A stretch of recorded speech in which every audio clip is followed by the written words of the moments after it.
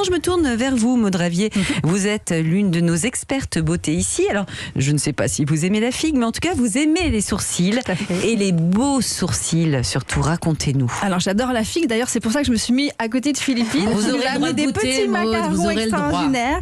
Alors, je reviens à mes sourcils, ma spécialité. Donc, pour avoir des beaux sourcils, évidemment, il faut avoir des évidences au niveau des points de départ. On ne peut pas faire n'importe quoi avec un sourcil. Donc, je vais vous donner quelques petites astuces. Pour avoir une belle tête de sourcil, il faut prendre le coin du nez, puis le coin interne de l'œil. Et là, vous avez une ligne imaginaire qui se crée. Vous avez le début de votre sourcil.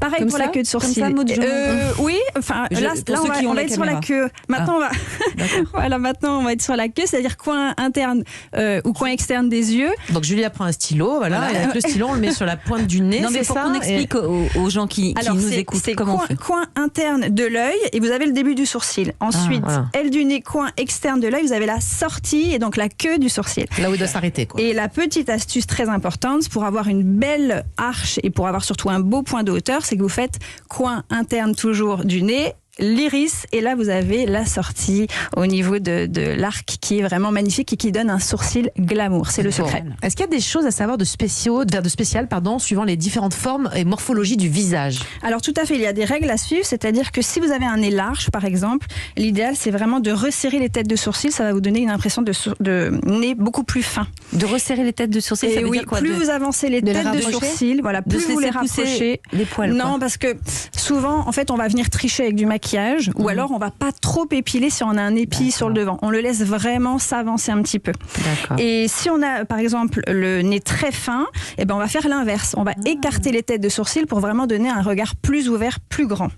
Génial. Autre chose aussi qui est très importante, parce qu'avec les tracés que je vous ai donnés, c'est que si vous avez un front très large, mais par contre, alors qu'est-ce que je dois faire? Un nez très large mais avec un tout petit nez, vous allez vous retrouver avec des mesures ridicules, c'est-à-dire que vos sourcils vont être accrochés sur le front mais minuscules, voilà, on peut dire ça comme ça, et du coup ça va pas mettre votre regard en valeur. Bon, ça c'est pour les formes adaptées à notre visage, mais comment on fait tout simplement pour épiler? Comment on s'y prend? Alors pour épiler, moi je vous demande surtout d'utiliser une pince crabe. Pourquoi? Parce que ça va éviter de vous pincer. C'est quoi une pince crabe? Alors les pinces crabes, c'est celles qui se resserrent un petit peu, voilà, ça évite. Elle est pas plate, quoi. Exactement, ça évite d'attraper la peau en même temps et de se blesser. D'accord. Et du coup, et à l'inverse de l'épilation des jambes, où on demande d'arracher dans le sens inverse du poil, là on va arracher dans le bon sens, dans le sens de la pousse. Vous n'épilez pas vos jambes avec une pince à épiler quand même? Non, je n'ai pas de poils.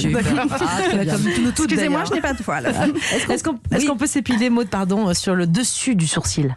Alors, ça va dépendre de la forme qu'on veut obtenir. Si on veut obtenir une forme glamour, montante, arrondie, on va éviter d'épiler le dessus du sourcil.